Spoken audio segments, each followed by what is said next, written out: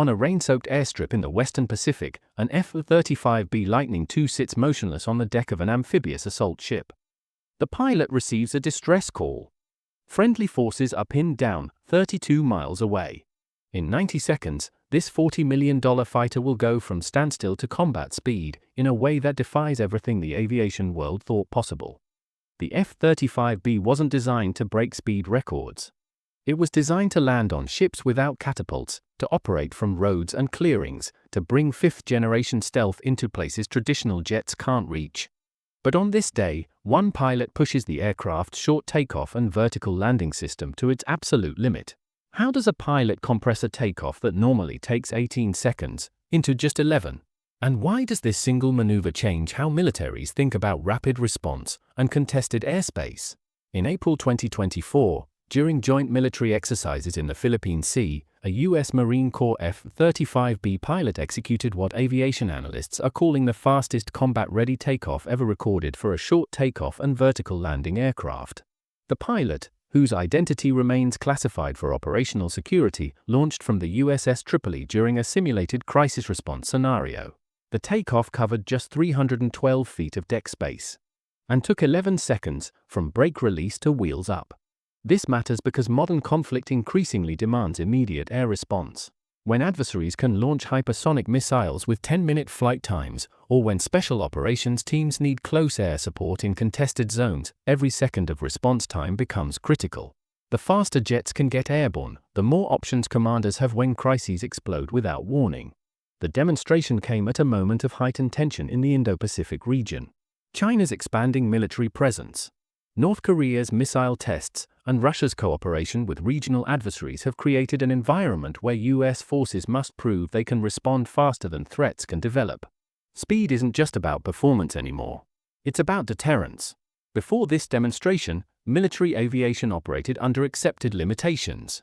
The F-35B, in standard short takeoff configuration, required roughly 500 feet of runway and 16 to 18 seconds to become airborne with a combat load. Pilots followed conservative procedures, prioritized for safety and equipment longevity over absolute performance. This worked fine for planned missions with adequate warning time. But modern threats don't provide warning time. Hypersonic weapons travel at Mach 5 or faster. Anti-ship missiles can be launched from over the horizon with minutes of flight time. Amphibious assault ships carrying F-35Bs operate in contested waters, where threats can emerge suddenly. The gap between threat detected and fighter airborne represents a window of vulnerability, a window adversaries study carefully. U.S. Marine Corps aviation units had been quietly experimenting with compressed takeoff procedures for months. The goal wasn't recklessness. It was developing emergency protocols for worst-case scenarios. What if the ship comes under attack while aircraft are on deck?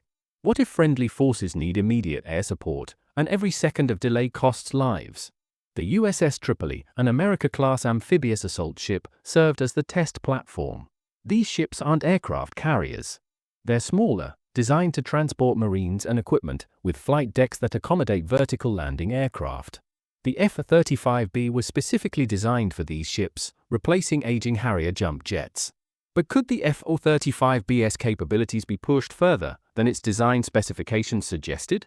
The pressure came from multiple directions. Operational commanders wanted faster response capabilities. Engineers wanted to understand the aircraft's true performance envelope. But pushing equipment beyond tested limits risks catastrophic failure. An F-35B costs $40 million, and losing one to an experimental procedure would end careers and programs. On April 17, 2024, at 6:42 in the morning local time, the USS Tripoli was operating approximately 180 miles east of Luzon, in the Philippine Sea. Weather conditions were marginal. Light rain, 15-knot crosswinds, deck pitching in moderate swells. The exercise scenario simulated a crisis. A reconnaissance team was under fire and needed immediate air support. The pilot, a Marine Corps major with over 800 hours in the F-35B, requested permission to attempt an accelerated launch profile. The F-35B's engine, a Pratt & Whitney F-135 producing 40,000 pounds of thrust, spooled to full military power. The pilot engaged the aircraft's three-bearing swivel nozzle, rotating it to 50 degrees. At 6:45 and 3 seconds, the pilot released brakes. The F-35B accelerated violently. Deck crew later described it as feeling more like a catapult shot than a rolling takeoff. By 6:45 and 8 seconds, just 5 seconds after brake release, the F-35B had covered 180 feet and reached 95 knots of airspeed. The pilot rotated the nozzle to 70 degrees, dramatically increasing vertical thrust. At 6:45 and 14 seconds, 11 seconds after brake release, the F-35B cleared the deck entirely, climbing at 4,800 feet per minute. By 6:52, the F-35B had reached the exercise target area, a full minute faster than projected using standard procedures. Post-flight inspection revealed no damage and no unusual wear to aircraft systems. Ship-mounted cameras recorded the launch sequence from 3 angles. Data from the F-35B's internal flight systems confirmed the timing, thrust settings, and nozzle positions throughout the maneuver. Aviation analysts reviewed the footage and data, confirming this represented the shortest documented short takeoff and vertical landing aircraft launch on record. Others questioned whether the maneuver provided meaningful operational advantage. There were also debates about whether the technique could be replicated across different conditions. The demonstration occurred with a lightly loaded aircraft, in moderate weather. Heavier weapons loads, higher temperatures, or more challenging sea states might make the maneuver impossible or dangerous. Some analysts suggested the record represented a best-case scenario, with limited practical application. Military officials did not disclose the complete weapons and fuel load during the record takeoff, creating uncertainty about whether the aircraft carried full combat weight. Some observers suggested the load might have been reduced specifically to enable the accelerated launch, limiting the maneuver's real-world utility. Inside the F-35B cockpit during that 11-second sequence, the pilot experienced forces most aviators never encountered during takeoff. As the aircraft accelerated and lifted simultaneously, G-forces built rapidly. Not the sustained pressure of a catapult launch, but a sharp, increasing load that compressed the pilot against the ejection seat. The head-up display showed airspeed, altitude, and nozzle position changing in fractions of seconds. The pilot later described the experience in a limited interview. It felt like riding a rocket that was also trying to become a helicopter at the same time. Everything happened faster than normal thought process. You're trusting the aircraft's computers and your muscle memory. That trust requires hundreds of hours of training and absolute confidence in both machine and personal skill. For the deck crew watching from the ship's island, the takeoff was startling. F-35B launches are normally smooth, almost leisurely compared to catapult shots. This one wasn't.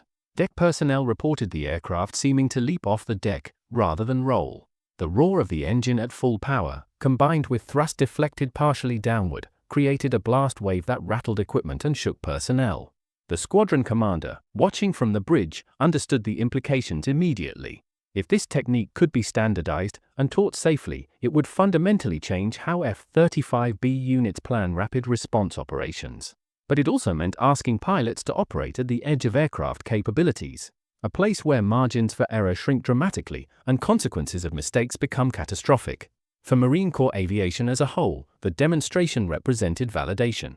The F-35B had been controversial or expensive, complex, plagued by early technical problems. Critics questioned whether its unique capabilities justified the cost. But this maneuver showcased something no other operational fighter could do. Launch from a tiny deck space in seconds, with stealth and advanced sensors, ready for immediate combat. That combination of capabilities existed nowhere else in the world. The record takeoff illustrates how modern military aviation is redefining the relationship between aircraft capability and operational flexibility. Traditional thinking treated takeoff performance as a fixed specification. But the F-35B's digital flight controls and thrust vectoring create a performance envelope that's not fixed, but adjustable based on pilot inputs and computational management. Think of it like the difference between a manual transmission and a computer-controlled hybrid drive. The manual has fixed gear ratios and performance curves. The hybrid constantly optimizes power delivery based on conditions. The F-35B's systems don't just control the aircraft. They expand what's possible by managing thousands of variables simultaneously. This matters strategically because response time is becoming the decisive factor in modern conflict. Hypersonic weapons, stealth cruise missiles, and cyber attacks all compress decision timelines. The side that can observe, decide, and act faster gains initiative. An F-35B that can launch 7 seconds faster than expected changes enemy calculations about when they can safely attack ships, how quickly they must act before air support arrives, and how much risk they face in contested zones. The demonstration also impacts how allies and adversaries think about US military capabilities. The F-35B, operating from smaller ships with faster launch times, could potentially generate sortie rates comparable to larger carriers in short, intense conflicts. That changes the mathematics of naval power projection. If aircraft can get airborne faster, attacking ships becomes more dangerous. Defensive fighters launch more quickly. The window of vulnerability shrinks. This also affects alliance dynamics. If these nations adopt accelerated launch techniques, their aviation forces gain effectiveness without buying more expensive aircraft or building larger ships. Modern warfare increasingly rewards creativity over conformity. Innovation didn't come from engineers adding new features. It came from an operator asking, "What if we try this?" and being willing to test assumptions. The record also teaches that platform capabilities aren't fixed at delivery. Military systems contain latent potential that emerges through operational experience and creative thinking. This requires a culture that balances innovation with safety, that encourages experimentation within controlled environments. The strategic lesson is simple but profound. In conflict, the side that adapts faster gains advantage. War isn't won by following the manual. It's won by writing new chapters the enemy hasn't read yet. Think of military capability like a musical instrument. The instrument didn't change. The player's understanding of what it could do changed everything.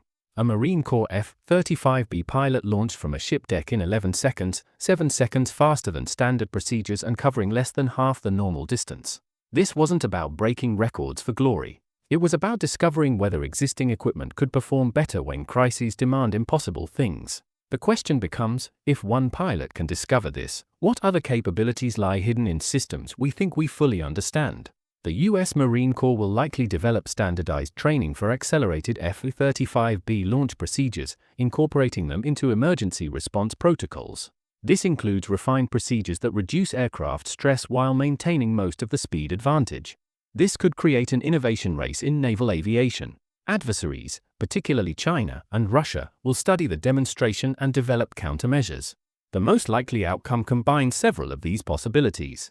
The tactical advantage will persist but diminish as both sides adapt. In 11 seconds on a rain-slicked deck in the Philippine Sea, one pilot proved that the limits we accept aren't always the limits that exist. The question isn't whether we have the right equipment. It's whether we're asking the right questions.